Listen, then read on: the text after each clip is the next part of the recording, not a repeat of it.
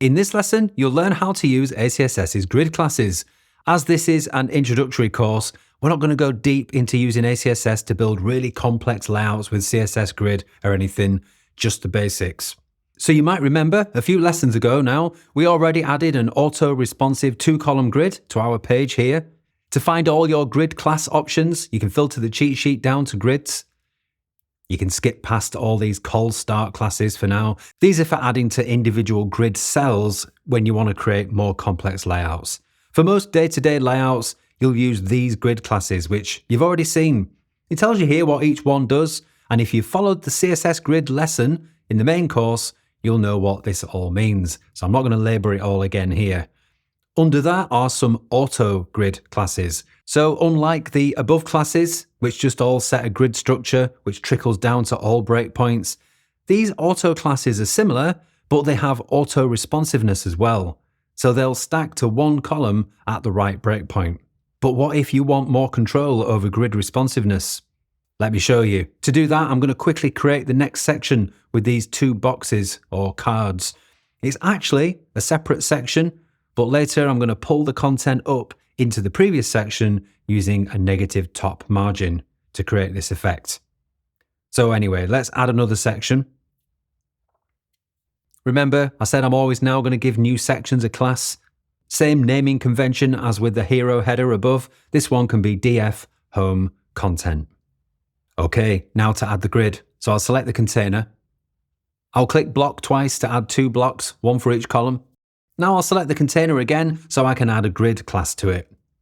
This time I'm going to add a standard grid 2 class, not an auto class. So with a standard grid class, it'll be 2 columns side by side that trickle down to every breakpoint. But you can override that for any breakpoint with an additional grid class too. Let me show you. Let's come back to the cheat sheet. The breakpoint grid classes are all after the standard ones and the auto ones. Scroll past all of those. So the way that these work, well, they all still start with grid dash dash. Then the breakpoint you want this to operate on. Breakpoints are also referred to with t-shirt sizes in ACSS, large, medium, small, etc. And then the number of columns at that breakpoint. So let's say that I want to make sure that our 2 columns stack to 1 column on tablet. What breakpoint is tablet? If you forget, you can always check in ACSS settings. It's in viewport. XL is desktop, large is tablet, medium, mobile landscape, and small is mobile portrait. So for tablet, we want the large breakpoint. Back to the page. So that's grid dash dash, L for the tablet breakpoint, and 1 for the number of columns at that breakpoint. And if I now flick to tablet size, again, tablet doesn't change much on my screen because I'm zoomed into practically tablet size anyway. But you can see we've now stacked down to 1 column on tablet. And of course, that cascades down to the lower breakpoints as well. Or if you're just happy to have it automated, you can lose both of these classes and just use a grid auto class instead. You now know how to do it both ways. Let's pop the grid gap class on there as well. Also, inside this same section, we have another grid row of columns, this time 3 columns for the testimonials. Now, do I want to create a brand new section for these? Or do I just want to add another container nested inside the same section as the cards? There are pros and cons for both. A separate section for testimonials will mean if I later decide to put a different background color on them, that'll be easy. But you know, here I'm just going to add a container to the same section, partly because it'll give me a chance to show you the container gap class. So I'll right click the same section, then down to insert, and instead of a block, I'm going to slide across to container.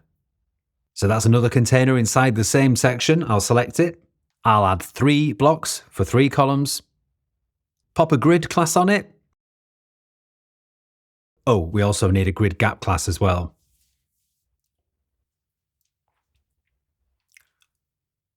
Okay, that is looking good. I do think though that here, even without any content, the 2 containers are looking a bit squashed together. There's no space between them at all. You could say that we need a container gap, and that, my friend, moves us neatly onto the next lesson, where we're going to use a few different ACSS spacing classes like gaps and margin and padding to add spacing to our design. See you there soon.